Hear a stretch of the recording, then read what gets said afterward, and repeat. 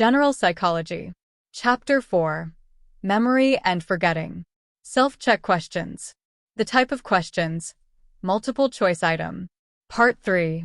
Dear students, please read questions from 21 to 41 and give the correct answer in the comment section. If you want to get the right answers, please visit the description box. Thank you. 41. Semantic memory primarily involves the retention of A. Personal experiences. B. General knowledge.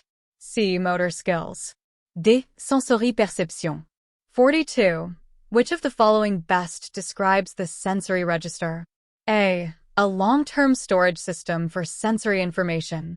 B. An ultra-short-term memory system that briefly holds sensory information.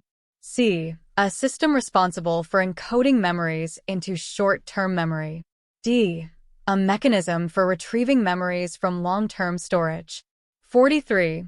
What happens to sensory information in the sensory register if attention is not directed toward it? A. It is transferred to long-term memory immediately. B. It remains in the sensory register indefinitely. C. It decays rapidly and is lost. D. It is consolidated into short-term memory automatically. 44. Which of the following is a characteristic of sensory memory? A. Unlimited capacity. B. Long duration. C. High-level processing of information. D. Permanent storage of information. 45. Attention plays a crucial role in A. Sensory memory storage. B. Encoding information into long-term memory. C. Retrieving memories from long-term storage. D. Consolidating memories in short-term storage. 46. What is a characteristic of short-term memory? A. Unlimited capacity. B. Long duration. C. Rapid forgetting without rehearsal. D. Encoding of memories into long-term storage. 47. Chunking in memory refers to A. Breaking information into smaller units to aid memory. B. Storing information indefinitely in short-term memory. C. Losing information due to lack of rehearsal. D. Encoding information into long-term storage. 48. Grouping of information in memory involves A. Repeating information multiple times. B. Breaking down information into meaningful units. C. Forgetting information rapidly. D. Transferring information directly to long-term memory. 49. Rehearsal in memory is A. The process of organizing information into groups. B. A strategy to maintain information in short-term memory. C. Storing information in long-term memory automatically. D. Forgetting d'informations intentionnelles. 50. Which one of the following may not help to prevent decay in short-term memory? A. Chunking. B. Grouping. C. Repetition. D. Forgetting. 51. Decay in sensory memory occurs due to lack of A. Attention. B. Rehearsal. C. Repetition. D. Chunking. 52.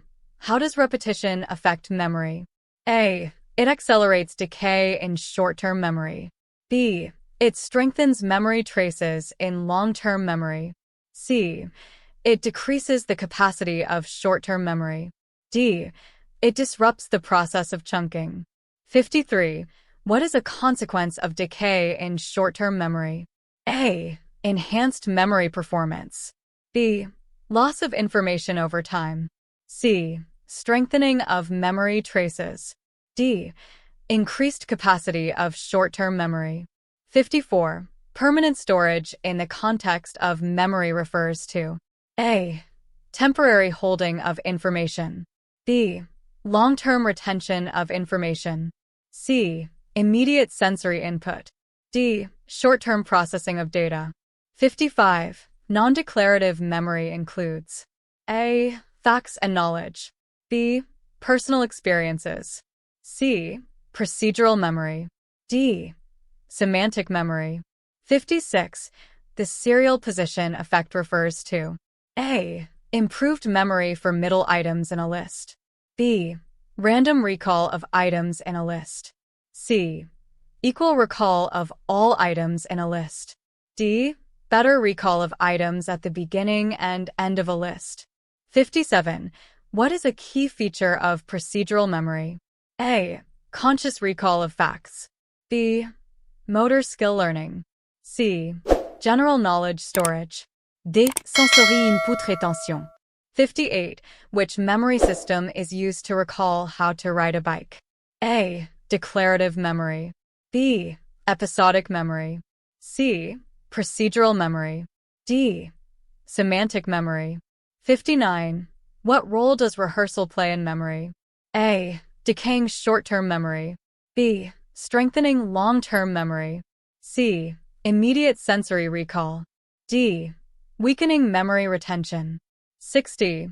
Retrieval cues are important for A. Sensory memory storage.